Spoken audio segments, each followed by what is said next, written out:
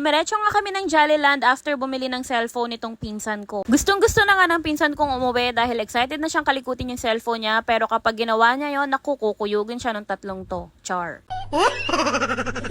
Bago pa man kasi kami pumunta ng Robinson, si Ate Zia nag-search na daw siya kung saan daw siya maglalaro. Eto nga yung nakita niya, yung Jollyland. Sunday nga nung araw na to, kaya expected talaga namin na super dami na ring tao dito sa loob ng Jollyland. Siguro kaya madami ring mga bata rito dahil kinabukasan nga nito ay back to school na. Pinagbigyan siguro sila ng mga magulang nila na magsaya na bago pa magpasukan. Gaya na lang ni na Kuya Gio at Ate Zia, pasukan na nga nila niyan kinabukasan. Pero etong si Ven sa August 5 pa, kaya meron pa siyang natitirang araw para maglaro. Char.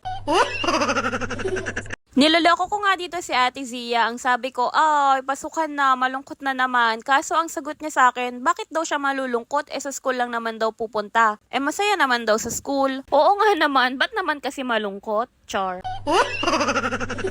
Ang ibig ko lang naman kasing sabihin, mas marami na kasi yung oras nila sa school kaysa maglaro. Pero sabi niya, okay lang naman daw dahil pagdating naman sa school, masaya naman daw dahil makikita niya yung mga classmates niya. Sana ganun din si Ven, no? Pagpasukan na, magiging masaya rin siya sa school. Dito kasi sa bahay, madalas mga pinsan lang din ni Ven yung kalaro niya, kagaya nito ni Kuya Gio at Ate Zia. Kaya feeling ko, maninibago tong si Ven kapag nag-school na siya dahil marami na siyang mga classmates na magiging friends niya rin bukod sa mga pinsan niya na madalas niya talagang kalaro. Sa totoo lang, medyo mahihain to si Ven kapag marami ng mga bata. Kaya kung mapapansin nyo, madalas ko siyang pinapasok sa mga indoor playgrounds para mas makakilala siya ng ibang tao, mas makapaghalubilo siya sa mga ibang bata, para mas ma-enhance yung social skills niya. Anyways, no mga oras na to, medyo patapos na yung oras namin at nakaka-proud nga tong si Ven. Dati, kasama niya ako nag-i-slide dito, pero ngayon, pwede na siyang mag-isa. Dahil 4 years old na siya at nakakasunod na siya ng mga instructions na wag bibitaw dun sa parang salbabida. Sa part nga na to, naiyak siya dyan pero hindi ko na lang na-videohan dahil may isang bata sinira lahat ng mga binuo niya. Kaya lumabas si Ven ng Jollyland na umiiyak at para pampakalma, binalan ko na lang siya dito sa 10 Yen King. Ito yata yung pancake na nag-trending dito sa TikTok pero originally from Japan siya. Mozzarella cheese nga lang yung binili ko para kay Ven dahil alam nyo na cheese is life. At dahil nga tatlo yung kasama naming bata, dito na lang kami kumain sa SNR dahil chicken and pizza lang naman sapat na raw sa kanila. Habang bumibili nga kami sa 10 Yen King, nakatulog itong si Ven dahil nga super haba ng pila pero pagising niya, ito agad yung hinanap niya at ito rin yung kinain niya.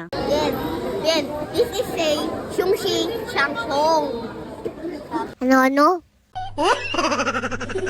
Anyway, worth the wait naman daw itong 10 Yen King dahil tignan nyo naman si Ven, super nag-enjoy sa mozzarella cheese. Himala nga na pinagpalit niya ang chicken dito sa pancake. Sa maniwala kayo't sa hindi, naubos niya yung isang bilog na yan. Gusto ko nga sanang tikman, kaya lang hindi na lang dahil kitang-kita naman kay Ven, super nag-enjoy dito. At ito namang si Kuya Gio, enjoy na enjoy sa chicken niya at halos halikan na.